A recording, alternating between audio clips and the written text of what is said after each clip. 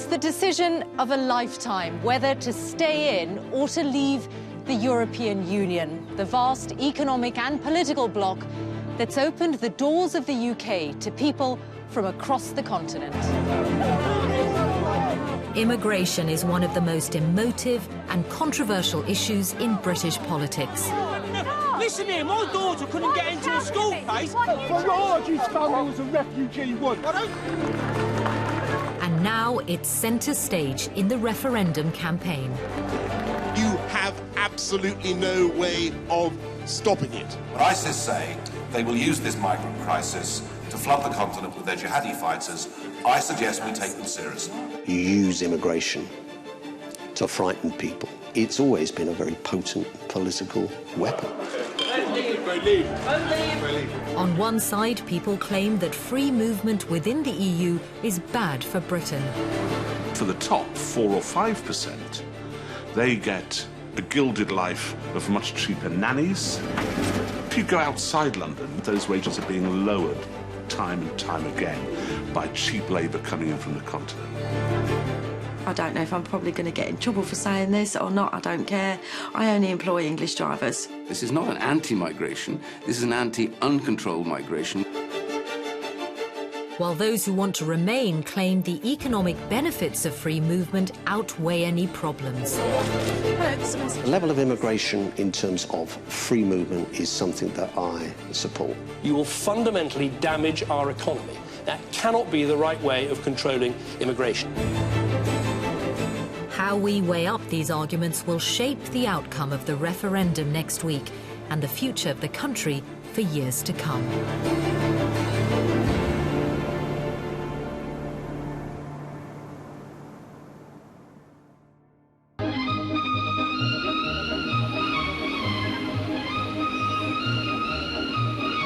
The English seaside, evocative of a bygone, perhaps a simpler era when Britain had a different sense of its identity.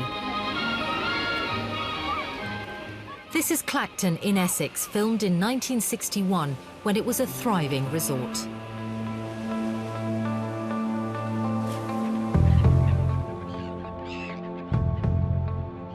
Today, Clacton looks like this.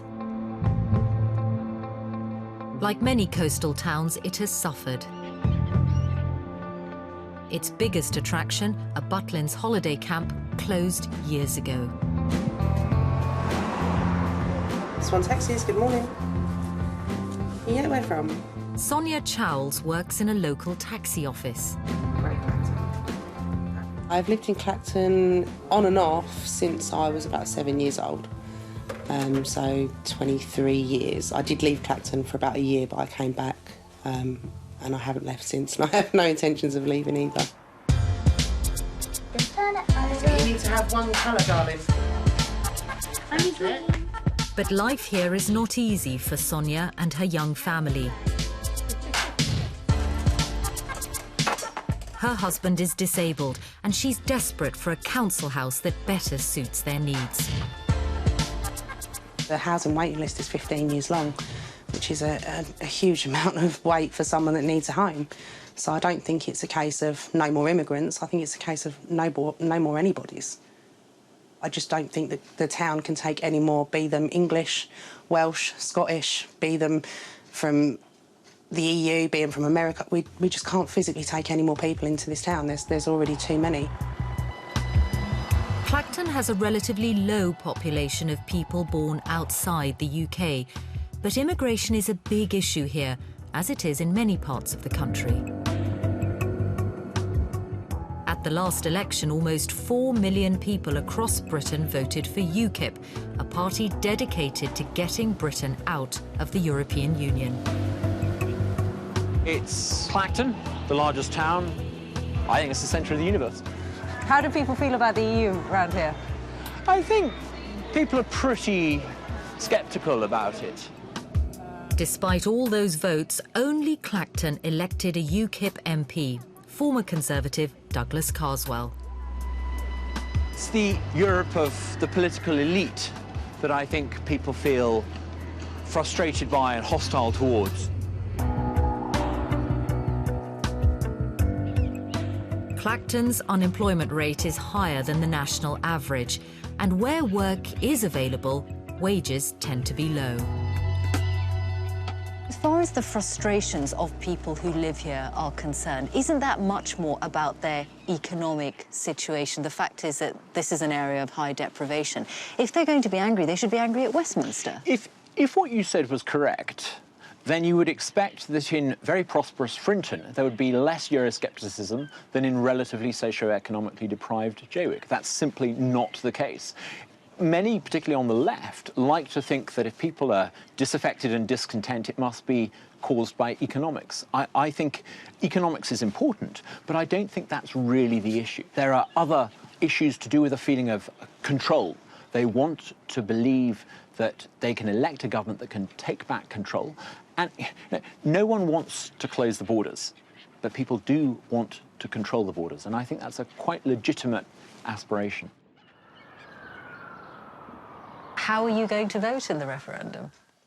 I'm going to vote out. I'm voting out, so is my other half, and pretty much everyone else I've spoken to. I think immigration's got a big part to play in the services that are overwhelmed at the moment. And if we voted to leave, if the UK left the EU, how do you think that your life would improve?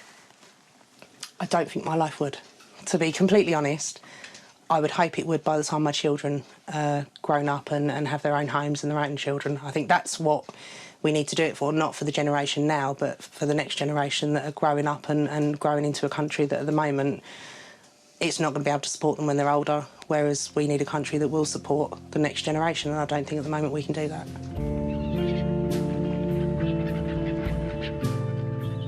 Clacton's journey over the last 20 years, I think, is a journey that many people in Britain have also been on and can relate to. And I think it's a journey that many political representatives and also media elites struggle to relate to. It's a part of Britain that doesn't celebrate what people in London celebrate. It's a part of Britain that doesn't cherish the progressive cosmopolitan values that people in London cherish. It's a part of Britain that feels as though a way of life that it once knew and held tight is slipping away over the horizon, and it wants to let people know that's how it feels.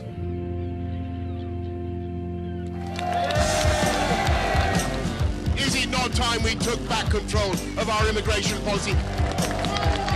But concern about immigration from the EU goes far beyond Clacton.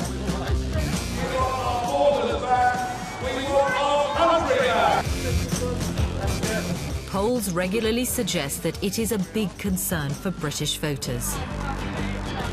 Can't control our border of the EU for migration, and that runs pretty much out of control now. We won't be drowned out, will we? No! As we approach the referendum, EU migration is, for some, the biggest issue of all.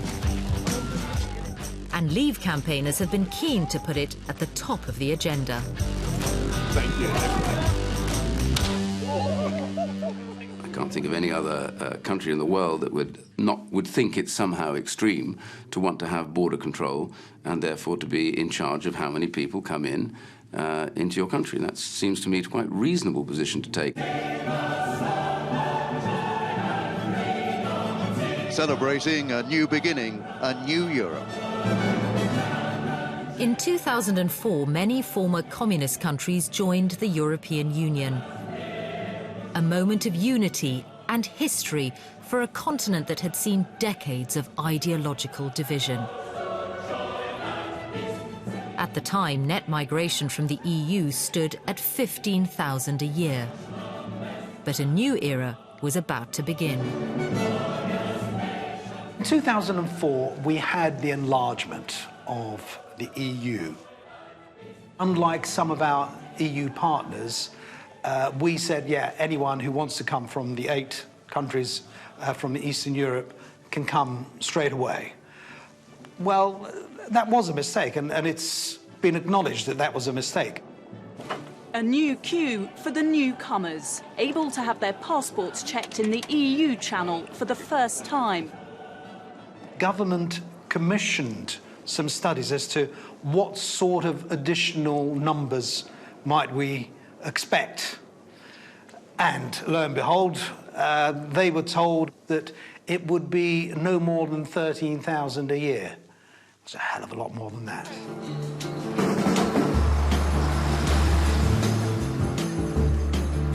Within 3 years, the figure was almost 10 times that, as annual net migration from the EU went above 120,000. The public weren't told. There was a deliberate decision by the Labour government, which I voted for, and a member of the party. It was a deliberate decision to keep the public in the dark about immigration, which is utterly shameful. And they did that because they knew that the public would balk at the numbers who were coming in. Do you think that the British public was misled about how many people from Eastern Europe would come in after 2004? Because that is the charge that's been placed against the Labour government of the time. Not deliberately misled. They got the facts wrong. The figures were wrong. And for that, I think various ministers have apologised over the years. We had 600,000 vacancies in the economy. There was a transition period of 7 years, but the three most successful economies in Europe, ourselves, the Irish Republic and Sweden, actually needed people. We needed workers. But if you had had the right numbers at that point, would you have looked at them and thought, this is going to be a lot for the country to handle? We should think carefully about how we go about this. Perhaps because the numbers were far higher than we expected, and we needed people over here. In a sense, the market was working because there were jobs for people to come to. But I guess that would have coloured our judgment if the statistics. Or these statistics are never right, by the way. No ifs, no buts. This is a promise we made to the British people, and it is a promise we are keeping. Against a long-term rise in migration to Britain, David Cameron made a bold pledge in his election manifesto of 2010. Net migration to this country will be in the order of tens of thousands each year.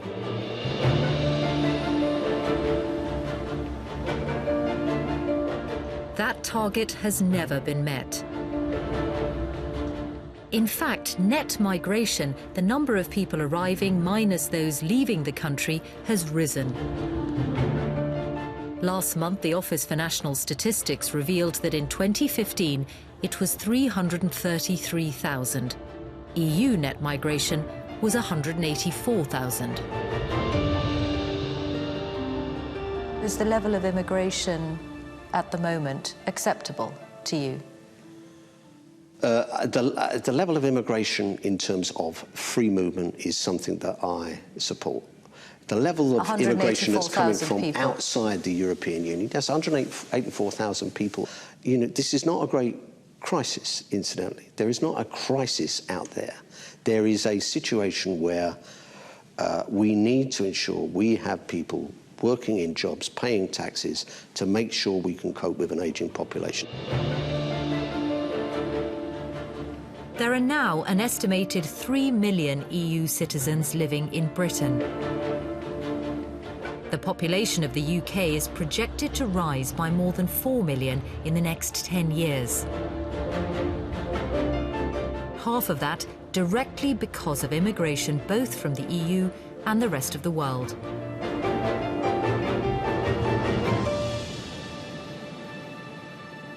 The principle that the European Union's 500 million citizens have freedom of movement means that immigration is part of our referendum debate. For some, it may well be the defining issue when they decide whether to vote leave or remain.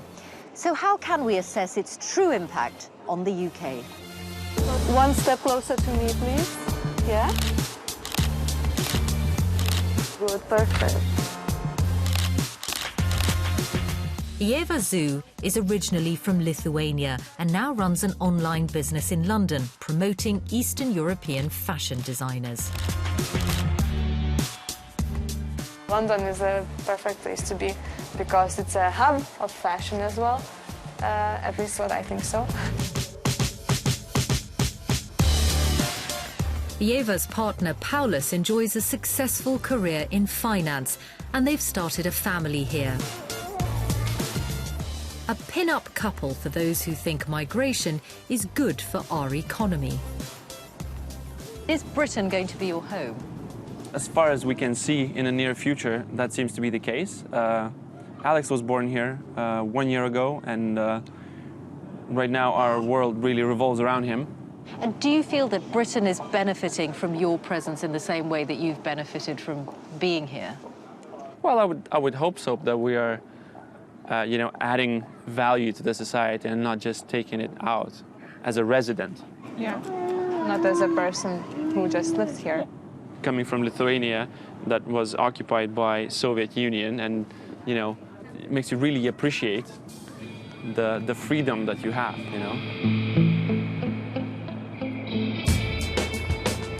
In London, more than a third of the population was born outside the UK.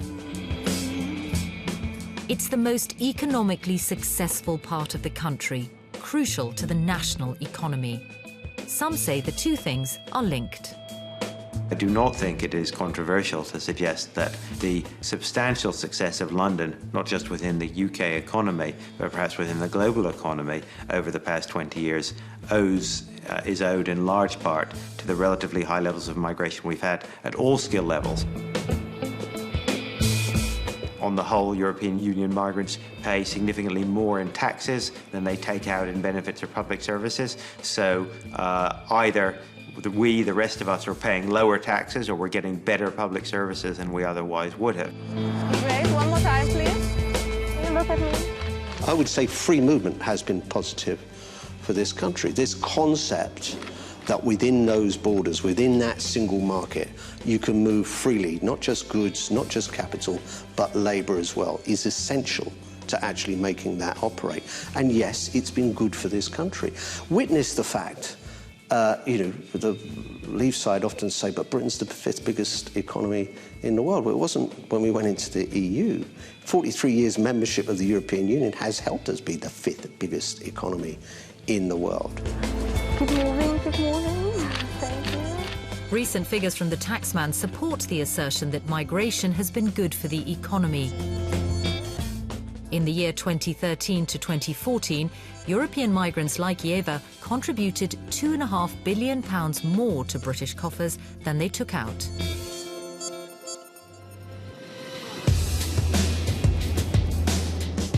But many would argue that any economic benefits of migration have not been spread around.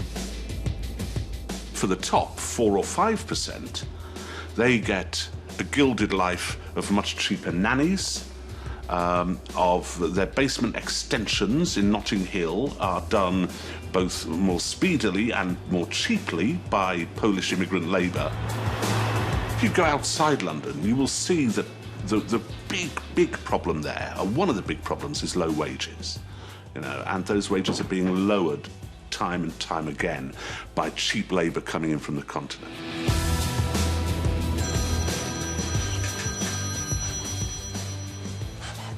Hello, Angie speaking. Angie Cook runs a transport business in Boston, Lincolnshire. Yeah, we can do that for you. She used to supply drivers for the haulage industry, but says her company folded because of competition from a rival agency. 9 a.m. in the morning. Yeah, no worries at all. They were bringing the drivers over here by the busload. If I'd have reduced the wages for the drivers, they would have left. If I reduced the prices to the customer, I wasn't making a profit. So where do you go? And this was because someone had been across to the EU and recruited all these drivers and put them in cheap, low-cost housing that our drivers and our workers cannot compete with. Angie has started a new business, and she'll be voting for Brexit because she's had enough of the EU and its supply of cheap workers. Now, I don't know if I'm probably going to get in trouble for saying this or not, I don't care. I only employ English drivers.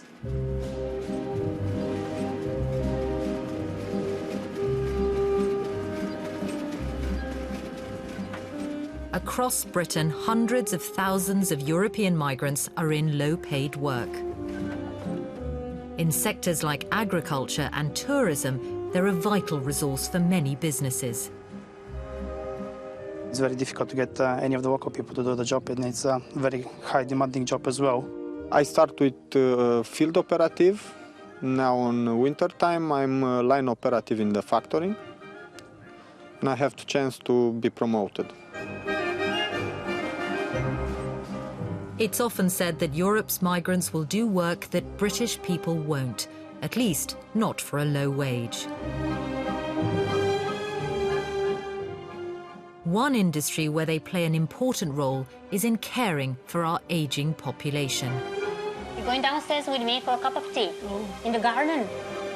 1 in 5 of adult care workers in England are born outside the UK, rising to 3 in 5 in London.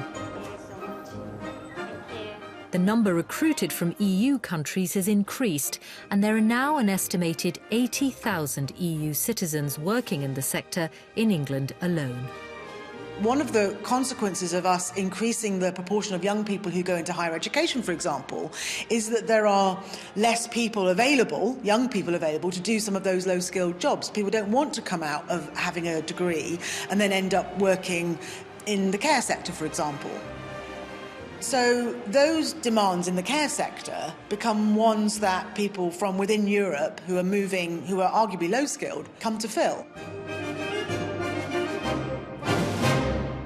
Our economy needs the low-skilled or the unskilled people as well. I disagree with you. I fundamentally disagree with you on this. This has been an absolute nonsense in the UK economy for some time.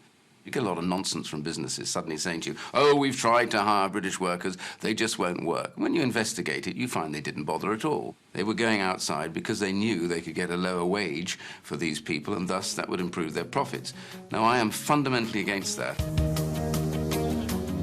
A Bank of England report found that broadly, migration has had a small negative impact on average British wages. And crucially, it concluded that workers at the low-paid end of the spectrum have been more affected. As a Labour politician, a depression of wages must be something that bothers you. As a Labour politician and a trade unionist, I have never throughout my career blamed exploitation on the people who are being exploited. The trade union movement in this country, I'm proud to say, have not found scapegoats amongst immigrants. They've tried to tackle the exploitation. Now, the Bank of England found a very small difference there. And that's might not feel small to people who are actually at the receiving end of it. Well, that's about where you set the minimum wage. That's about issues like the Agency Workers Directive. It's a protection that British workers have. Most people coming in who will undercut the wage of those who are working here come in through agencies. The Agency Workers Directive was a very important way of stopping that through the European Union. But this debate is about more than pay. What will the other effects be if our population really does increase by 10 million in the next 25 years, as projected? The obvious place to start is with the sheer numbers. Can Britain really support millions of newcomers? Many are asking, where will they all live? To meet the needs of the population increase that is largely the result of that scale of immigration, we would have to build something like 250,000 houses a year. We're building nothing like that. It's a nonsense to suggest that we're going to suddenly build that number of houses that are required, be it in London or elsewhere throughout the country. We're simply not going to do it. So all that is going to mean is more and more of a shortage of housing, largely because of the increase in our population, which, as I say, is largely driven by migration. Most of that population growth will, as it has done over the last 15 years, probably occur in London and the rest of southeast England, where, of course, we know that we don't build enough houses. Now, the reason we don't build enough houses is, of course, relatively little to do with immigration. That reflects the dysfunctional nature of UK housing policy going back for at least the past 20 or 30 years or so. The failure of successive governments simply to ensure that we built enough houses. But there's no doubt this is a major challenge going forward.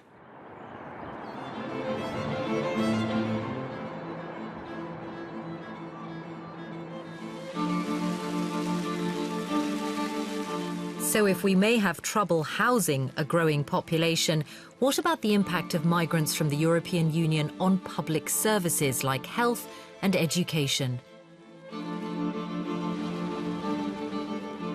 To find out, I headed to the city with one of the highest proportions of EU migrants anywhere in the country. Peterborough in Cambridgeshire. This part of Peterborough has seen large numbers of people come in from Europe in recent years. Portuguese, Poles, Lithuanians, all have made the city their home. Welcome to what is appropriately named New England. Many of the migrants come here to work in agriculture. Many farmers believe they are essential to the local economy. But what is the impact on local services?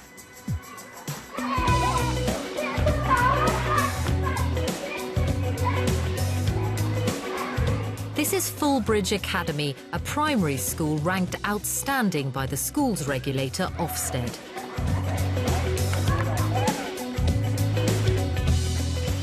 I've been at Fulbridge Academy for a very long time, over 20 years here as head, so I've seen enormous changes. Where have you been? The main change really has been the numbers game. It's been a huge increase in the number of children in the area. It's a densely populated area anyway, but with all the different nationalities come in, that's put enormous strain on school places. And if you look at the paragraph that you have in front of you, it follows that. A quarter of this school's pupils come from Eastern Europe. And like other parts of the UK with high numbers of migrants, there is real competition for places. But nationally, a different picture emerges. We know that most children in Britain do, in fact, get into the school they want. 84% of families in this country get their first choice of secondary school. So it doesn't suggest that there's a massive problem with school places. No, but the recent report from the Education Department made it very clear that they're having to build significantly more numbers of schools to deal with the plan and the forecast on migration and the existing migration. It's just what they've said. And even beyond that, there is a strong perception and a recognition that it does play a role from the British public. So there is one way to deal with it. You can dismiss it. You can say that 84% means not a problem to settle, not an issue. They're talking nonsense. In which case, this will just grow and grow as a concern because it's not being dealt with by British politicians. But apart from potential competition for places, what is the effect of an influx of migrants on standards? We've certainly found that children from other nationalities, particularly Eastern European communities, are very keen on education, very positive about their children doing well, and many of the children become, by year 6 when they leave us, if we've had them for 4 or 5 years, they can be some of our highest achieving children. I'd like to play A and E. There isn't a huge amount of evidence on how that's affecting what we care about at the end of the day, which is the outcomes for pupils in UK schools. Okay. But the couple of studies that have been done were not able to identify any negative impact. They suggested that that students are doing just as well regardless of whether there are new migrants coming into those schools.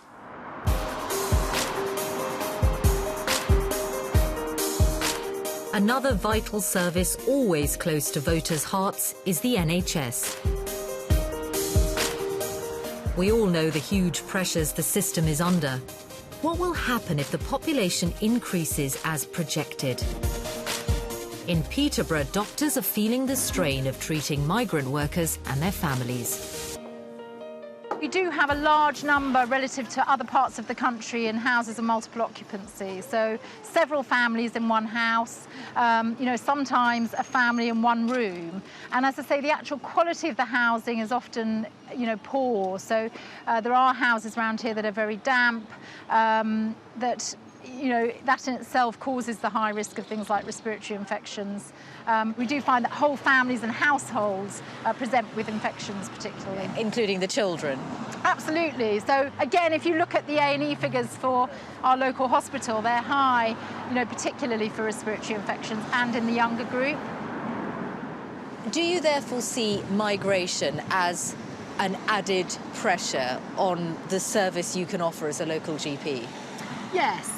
Absolutely, definitely. And I think the number of challenges, for me, since working in Peterborough, is unbelievable, actually. So I think language, the whole difference in health beliefs and behaviour, and actually the higher sort of prevalence of illnesses related to poverty and difficult housing conditions would be, you know, three of the biggest issues. With such a high concentration of migrants, Peterborough is far from typical. Nationally, the picture is mixed. Most migrants are young, so they use health services much less than average. For the same reason, they have more children, so maternity units can face extra pressure. But there is something missing in the argument you often hear about migration putting pressure on public services as a whole. Most of the arrivals from the EU are working and paying taxes. Surely that extra money should help pay for extra demand on hospitals and schools.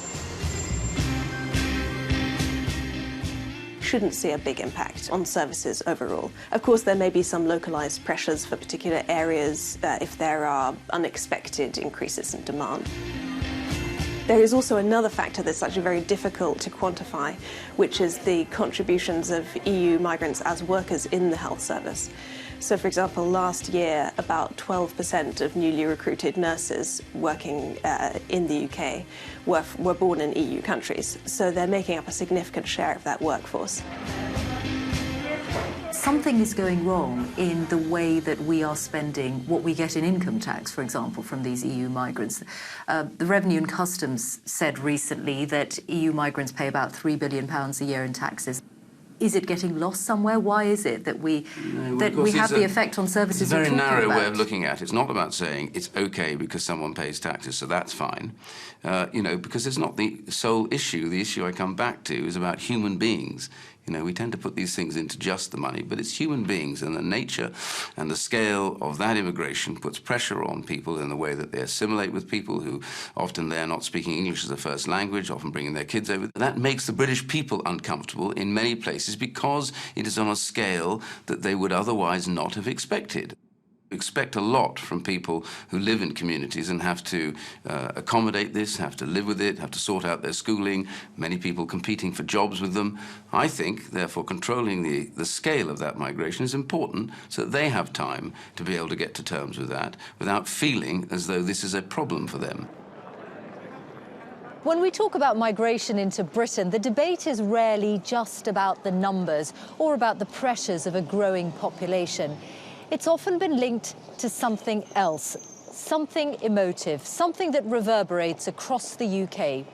Who gets what from the benefits system? Morning all. Good morning, good morning. Good morning.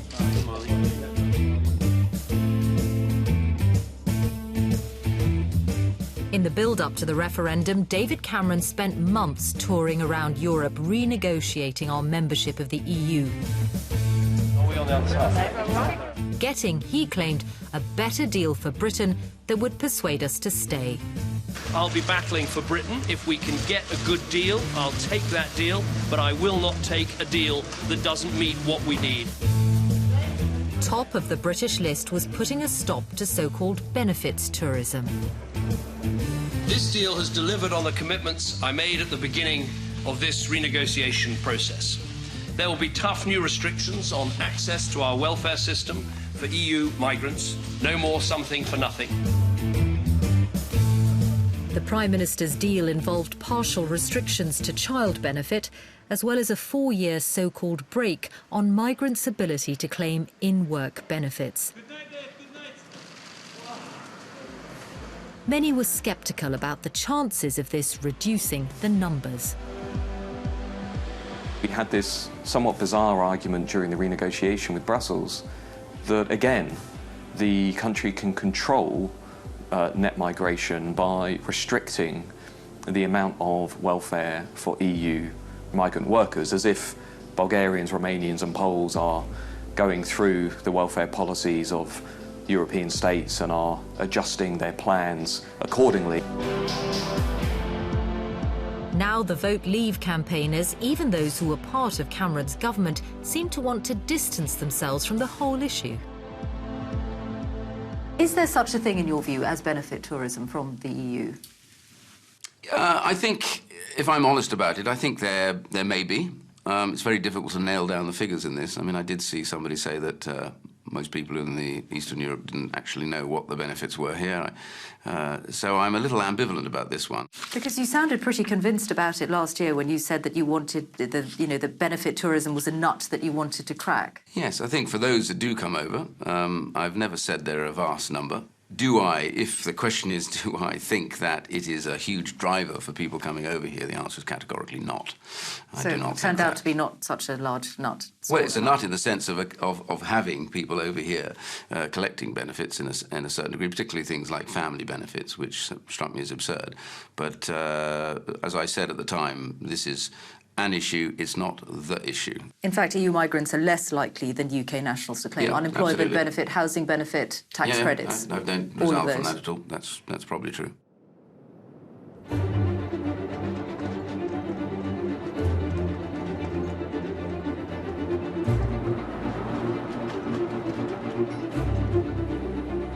Attitudes to immigration vary across the country, including north of the border.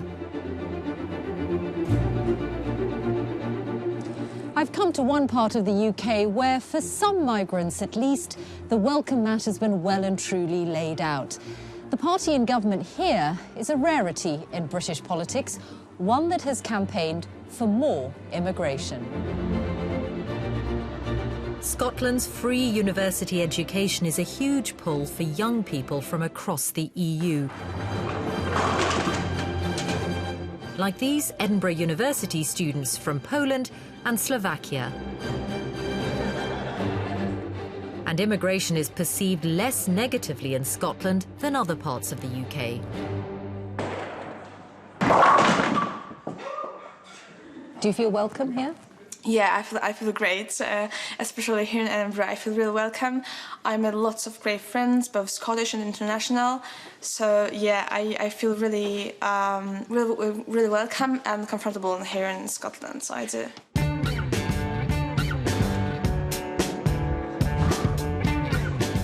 So why the warm welcome?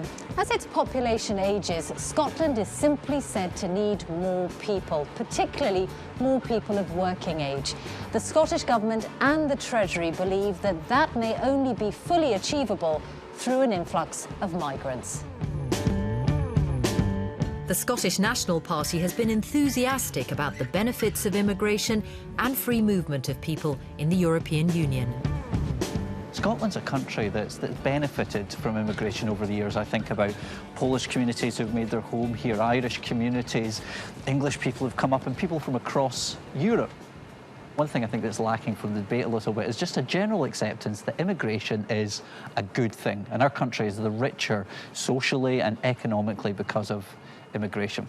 And let's not forget that if you were to take every EU migrant out of the workforce, the Chancellor would be left with an enormous black hole in the Treasury, given the amount that they make up in terms of their net contribution to our finances.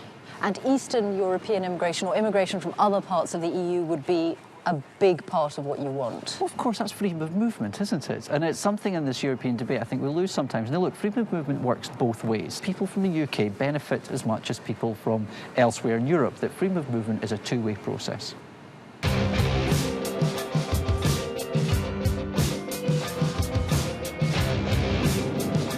The freedom to live and work in any member state is a fundamental right of EU citizens. What, the rattle? Not sure yet. It's something that has changed John and Irene's lives.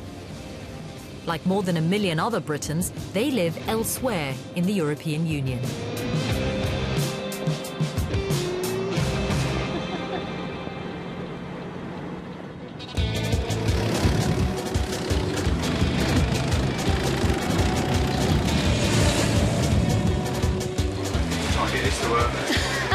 You need a woman's touch. The couple run a go-karting business on the Spanish island of Lanzarote. My next Barnsley miner. My dad was a miner and my granddad before him. First holiday I ever came on abroad was to Lanzarote when I was a coal miner, and I fell in love with the place then, and that became my dream, to come and live in Lanzarote. We've got a great set of boys, and we don't have a big turnover of staff because it's a boy's dream, isn't it, this job? So it's the nearest thing to a 9 to 5, but yeah, great. And I'm the only girl, but they all do as they're told.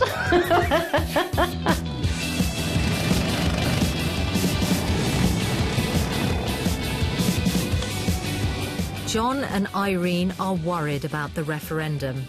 Their business relies on free trade imports from the UK. If Britain leaves the EU, they're concerned about the possibility of paying tariffs. We're definitely going to vote. We discussed it at length. We can vote in general elections, but we never do because we feel, because we're not living in the UK anymore, that really we don't feel we should do that. But this EU referendum is obviously a lot different because it will affect us. I mean, we're immigrants in effect in this country. And obviously with regard to the business, we have a lot of suppliers that come from the UK, and obviously any trade agreement that ceases would affect us business. So we're looking at it very closely. The EU is a big, big thing, isn't it, darling, for us at the minute? Sure. It's a big unknown, it's a big worry. It's a very big unknown.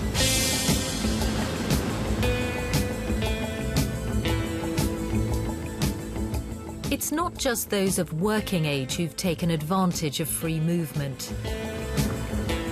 It's the best thing we ever did, yeah, by coming here. Quite honestly, I think Tony wouldn't have been so healthy. At the other end of the island, Tony and Rubina are among the 400,000 British pensioners living elsewhere in the EU. Do you want some olives in there? Yeah. Yeah. As EU pensioners, they are entitled to the same healthcare they would get at home. And a little bit of this. They can use all the local services, and their healthcare bill is effectively picked up by the British taxpayer. Yummy. Wonderful. And the healthcare here is excellent. Total. It's very, very good. If you have something more serious, say a heart condition, you'd go to Las Palmas, and Tony went to Las Palmas. He had a small problem, went to Las Palmas. They paid for us to fly there. They put me in a hotel, all free, everything, and they looked after Tony extremely well. You couldn't have faulted it. It was excellent service.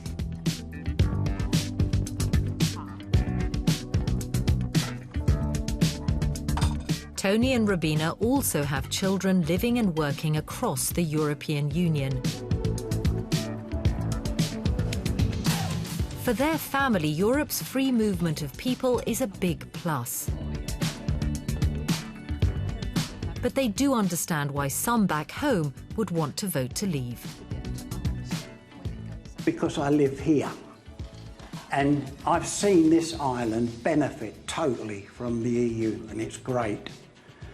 But if I lived in England, it might be a different story. You know, I think I would probably go the other way.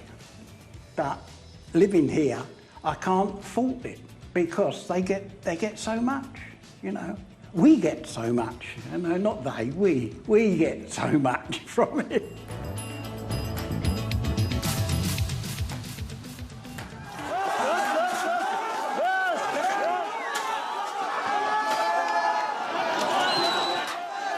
It's a long way from Lanzarote to the chaos that's been seen on some of Europe's borders. Today, on a European border, children were tear-gassed.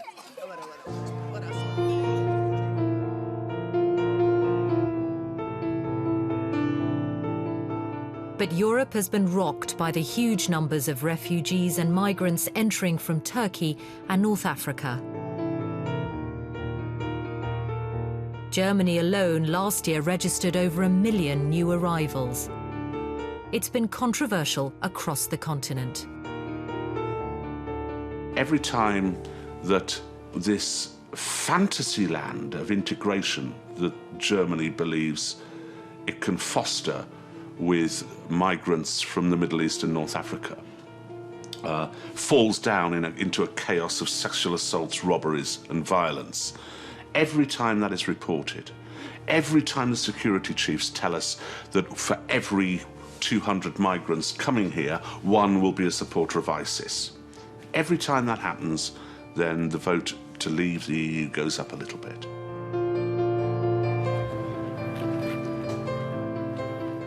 Several EU countries have agreed to take large numbers of refugees. To be clear, the UK has said that it won't be part of that system, and there's no reason why that would change. So the UK, Denmark and Ireland are not part of that allocation. What the UK has said that it will do instead is to offer up 20,000 places to people who have not yet come to Europe, so from camps in Jordan and Lebanon in particular, and that they will come in quite gradually over a 5-year period. So although Britain is part of the European Union currently, what we can see from that is that actually the UK has been able to exert, rightly or wrongly, quite a lot of control.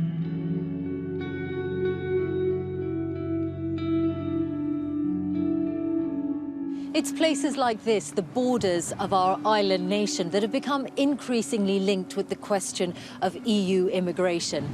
The Leavers say it's simple. Outside the EU, we would have control, the ability to exclude people from the country.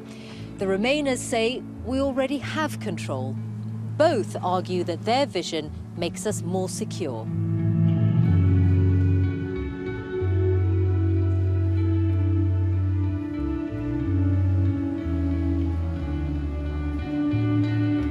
Following the terrible attacks in Paris and Brussels, many fear that Britain too is vulnerable.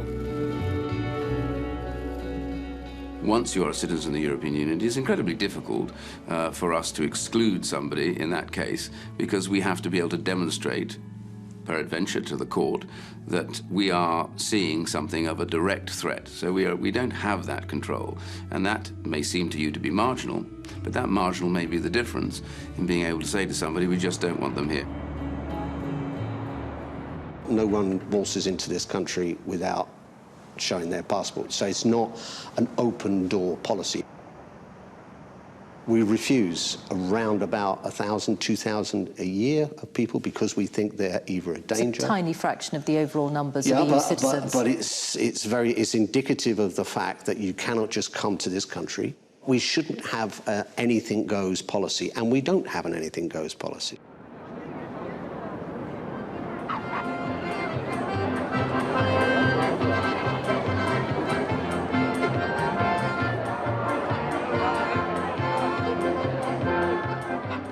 However we vote in the referendum, it's clear that migration from Europe has already brought great change. This is Days of Poland, the biggest Eastern European festival in Britain. This year, it attracted thousands of visitors. A festival on this scale would have been hard to imagine just a decade ago. But since then, the Polish population has grown tenfold.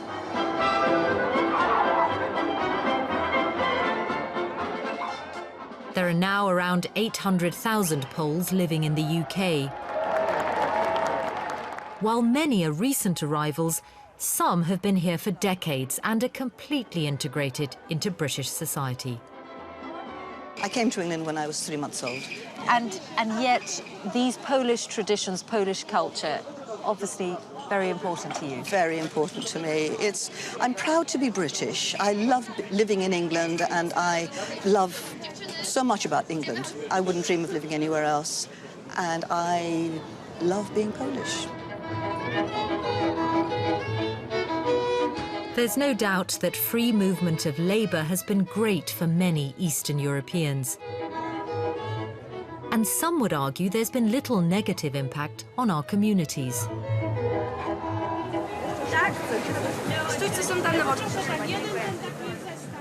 If you look at the data, if you look at the results of the Community Cohesion Survey, the vast majority of English people still think that the place where they live is a place where people get on pretty well, a place where there are high levels of social cohesion, however you want to define it.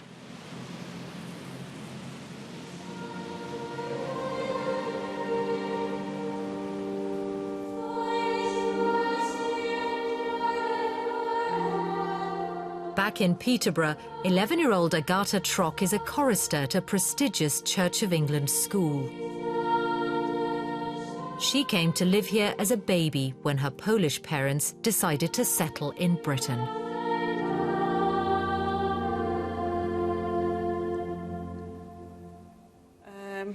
Yeah, we like also international food. Today, the whole family are British citizens. Yeah. Chicken korma is always... Agatha and her parents Grażyna and Tomas feel they are well integrated, not least with the language. I've been living 30 years in Poland. For me, it's definitely second language. For her, it's first language. There's a big difference between us. She's got schooling. She's been raised here. And when people ask you where are you from, what do you say? I just say I'm from Poland, and yeah, for about 3 years, some people don't know I was born in Poland, and sometimes they asked where I was born, and I say in Poland, and they're just like, oh really? But they don't believe me. Because you sound just like them. I think so, yeah. What would you say to someone who is going to vote for the UK to leave the European Union? Crazy. I just, it is, for me, it's, people don't realise how much benefits we've got staying in EU. There are so many small countries. In unity, there is our strength. I want to be welcoming to all people from all nationalities, but there is an issue if you let people come in at their own numbers, the growing numbers that there are, at a scale which is unprecedented.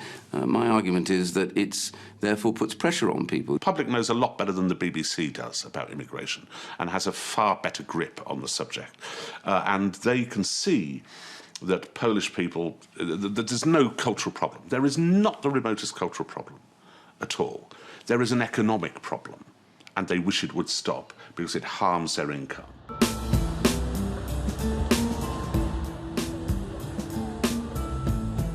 You can even see negative perceptions in communities established by previous phases of immigration.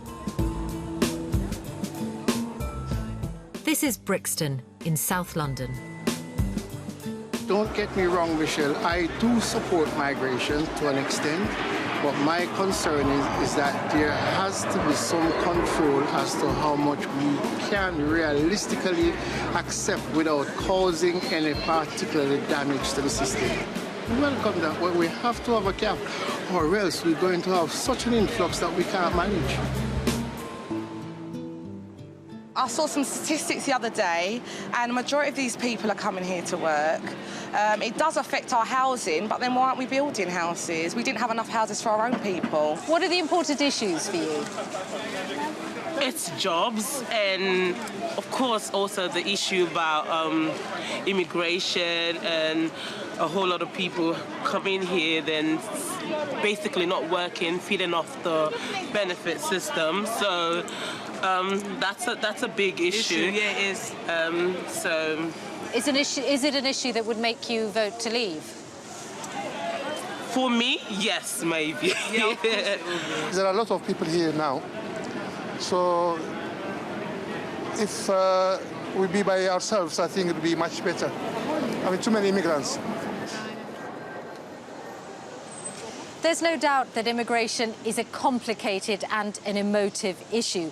Survey after survey has shown that most people in Britain favour a reduction in the numbers coming in. Leaving the EU could lower those numbers, although it's important to remember that around half of all net migration has nothing to do with the EU.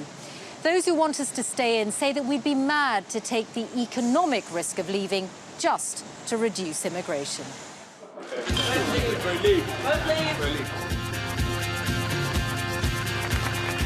It's an argument playing out among the politicians. Good. You will fundamentally damage our economy. That cannot be the right way of controlling immigration. You have absolutely no way of stopping it. And on the streets. I think two things will decide the referendum. Leaving the EU is a one-way ticket to a poorer Britain. One is if people think they're going to be skint as a consequence of us leaving the European Union. Knickers to the pessimists, how about that? The other is if there may be a way to address our immigration problem by leaving the EU. There are good ways of controlling migration and there are bad ways. A good way is doing what I did in my renegotiation. When ISIS say they will use this migrant crisis to flood the continent with their jihadi fighters, I suggest we take them seriously. In recent weeks, the rhetoric on immigration has been stepped up. It is so vital that on June the 23rd we do exactly what it says over there and we take back control of our immigration system. I was brought up in the slums of Notting Hill when Oswald Mosley was on the street corners saying your jobs are being taken by Jamaicans. I lived in Slough for many years with a big Asian population where people said these people are taking your jobs. Now all of those communities have changed. They've all changed. And there are a very small number of people who want all of that back to some sepia-tinted world of the early 50s that doesn't exist. Border control isn't about saying no to migration. It's about saying no to just open-ended migration that suits people to pay low wages. My kind of idea about migration is to say, what does Britain actually need? Do we need skills? Do we need software engineers coming from India? Absolutely, if they're there and they're bright. We don't have enough here. We want to get more trained. Do we need more people to teach people software here? Yes. I want to balance this out. This is not an anti-migration. This is an anti-uncontrolled migration. We are not going to stop people moving around the globe by leaving the EU.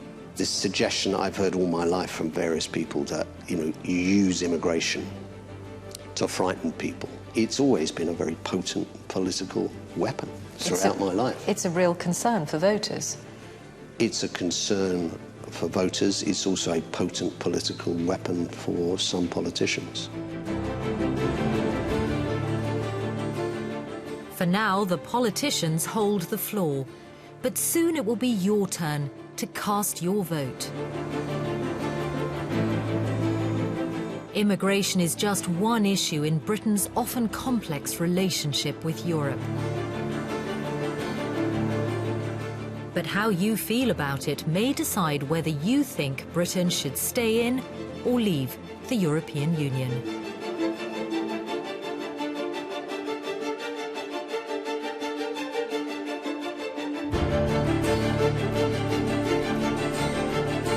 A more light-hearted look at the EU debate next. Here on BBC Two, Jack Dee's joined by actress and comedian Kerry Godliman and Alex James for his Referendum Help Desk.